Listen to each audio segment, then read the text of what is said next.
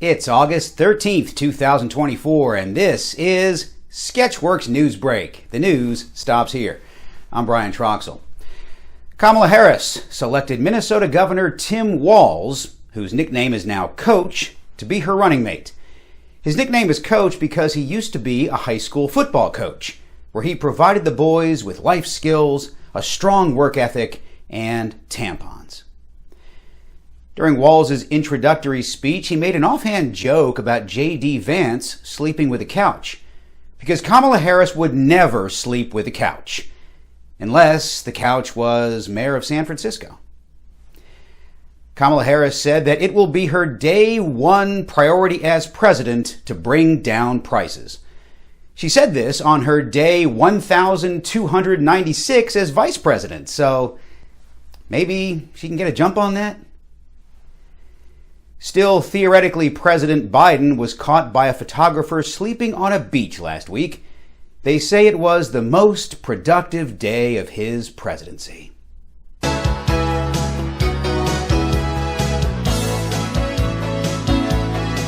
The Olympic closing ceremonies took place in Paris Sunday night because, well, that's where the Olympics were held. Tom Cruise rappelled from the top of the Stade de France to accept the Olympic flag from Los Angeles Mayor Karen Bass. Cruise then rode out of the stadium on a motorcycle. Like Snoop Dogg, Tom has been a fixture at the Olympics. It seems like everyone has seen him as of late, except Surrey. And Los Angeles ushered in the 2028 Summer Olympics on Sunday with performances from Snoop Dogg, there he is again, Dr. Dre, Billie Eilish, and the Red Hot Chili Peppers. Within 24 hours, LA ushered in a new 4.4 magnitude earthquake as well. A spokesperson for Snoop said, "The Earth's core did indeed drop it like it's hot." The Red Hot Chili Peppers did not comment, since Anthony Kiedis is still looking for his shirt. When's the last time he wore a shirt more than 2 seconds? 1985? In other Olympic news, Flavor Flav has offered to make a bronze clock necklace for gymnast Jordan Chiles after the IOC took her bronze medal away for the women's floor exercise due to an ongoing dispute in the judges' scoring. We here at Sketchworks NewsBrake would like to offer Jordan a bronze replica of a chicken wing from our last show, a free subscription to Sketchworks Plus, and a free ticket to our next sketch show, The Sketch World. Seriously, Dad's Garage gets all the special guests here in Atlanta, so we need somebody famous to drop in on our shows. Comment below with your suggestions. Sketchworks NewsBrake correspondent Burton Cowden is recovering from COVID because he still thinks it's 2021. He filed this report. Brian, sorry I've been out. I've had COVID, which kind of inspired me, if you wouldn't mind. I'd like to do a PSA on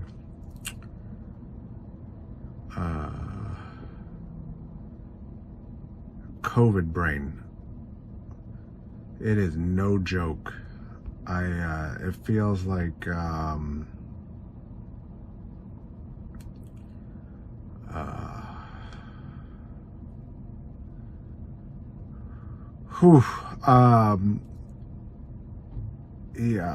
I'm just going to go back to bed.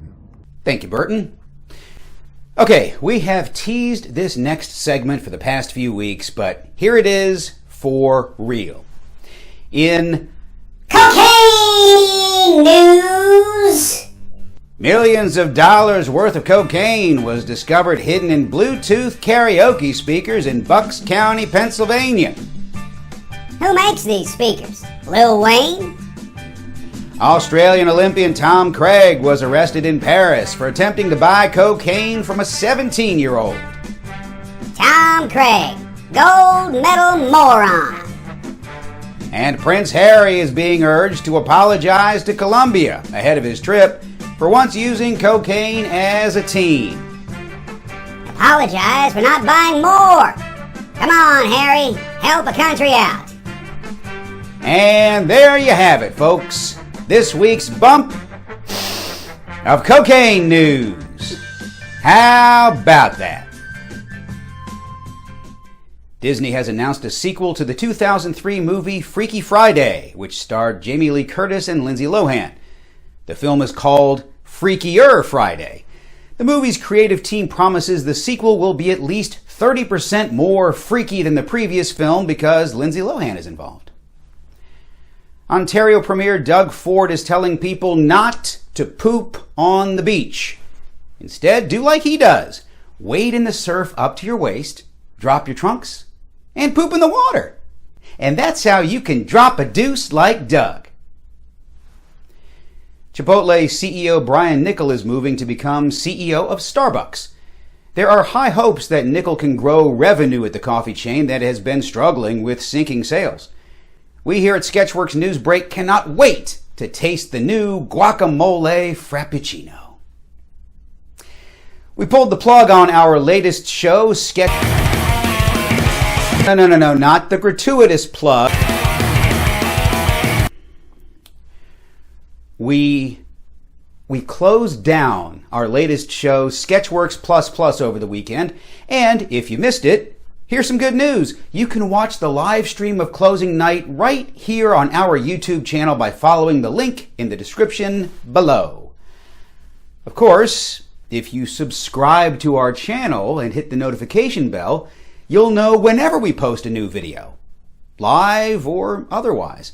There's no rest for us, though, as we are already in rehearsals for our next all-new show, The Sketch World, where we drag the 90s kicking and screaming here into the future and make fun of it relentlessly.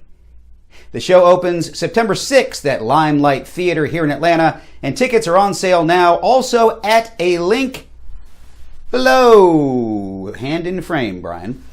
And that's a wrap on this week's gratuitous plug segment. Hey, let's take a look at what's been happening in schools this week. In Texas, a naked teacher pulled a gun on an attacker who was assaulting a 15-year-old girl outside his home. The teacher said, "It's lucky I was masturbating to her as she was walking down the street, or she may have been in serious trouble." High school students in Florida faced long lines on their first day of school after the state installed metal detectors. Making matters worse, some students were selected for a random cavity search by the lunch lady. And speaking of lunch ladies, a woman in Illinois received a 9-year prison sentence after stealing $1.5 million worth of chicken wings from a school cafeteria. Police became suspicious of the woman after her anus exploded. Welcome back to school, everyone!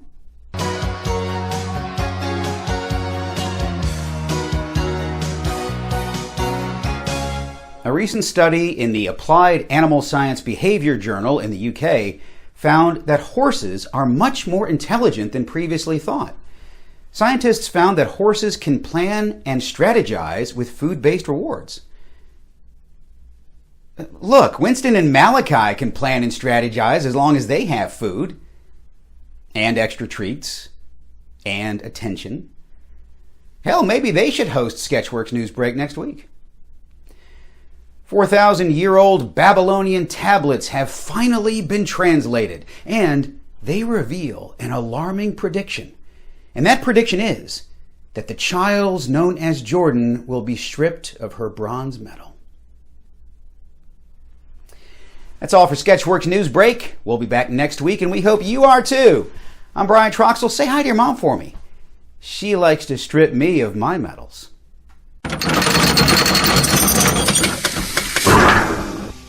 Folks, don't be pooping on the beach. Simple as that.